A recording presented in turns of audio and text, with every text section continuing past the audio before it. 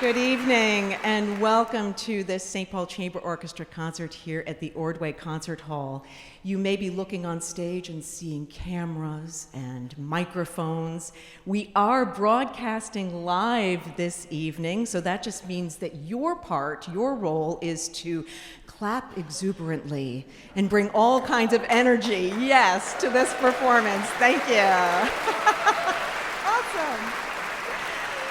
And welcome to all of you listening right now through the concert library here in Minnesota and throughout the world. So excited to have all of you here this evening. My name is Alison Young, and I am thrilled to be here with you for this concert with new artistic partner Tabea Zimmerman.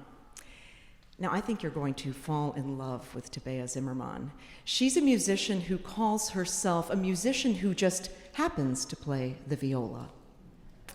She's been an artist in residence with the Royal Concertgebouw Orchestra and the Berlin Philharmonic, but what I really love about her, and what you're going to see on full display tonight, is that she credits her deep musical understanding and uncompromisingly high standards to years and years of playing as a chamber musician.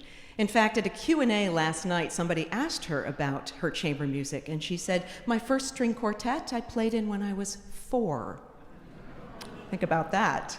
She also told me the key to music making is the ear, not the fingers. And this is really important. One of the ways that she engages with the Saint Paul Chamber Orchestra is that they agree on musical ideas in the rehearsal, and then they sort of are set free to make those musical ideas gel in concert, and magic absolutely happens.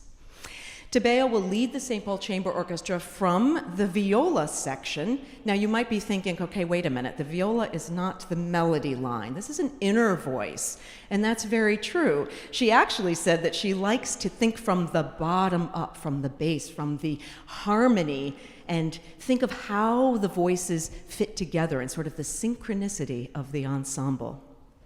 Her skill as a chamber musician and as a viola soloist will be showcased in the second piece on the program called Potpourri by Johann Hummel.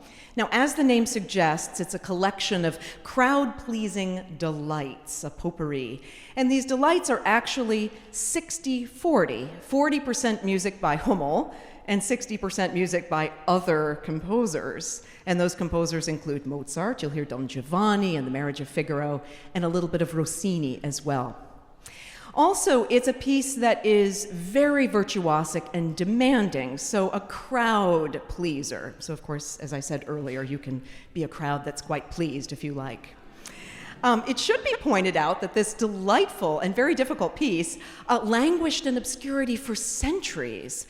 And so it's a delight to hear it tonight, but also, interestingly enough, it's coupled with another work that languished in obscurity for centuries, Fanny Mendelssohn's Overture in C.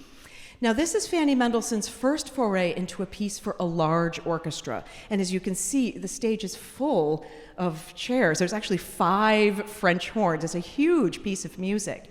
But what's interesting about Fanny Mendelssohn is she was adept and very skilled at writing intimate music. So she could make these kind of wonderfully shaped lyrical melodies, sort of songs without words. Now that's the beginning, and it's an overture, so you have a fast section. And listen how much the music sounds like something her brother Felix would write. There's kind of a sparkling bounce to it and an on the verge, out of control exuberance. Enjoy.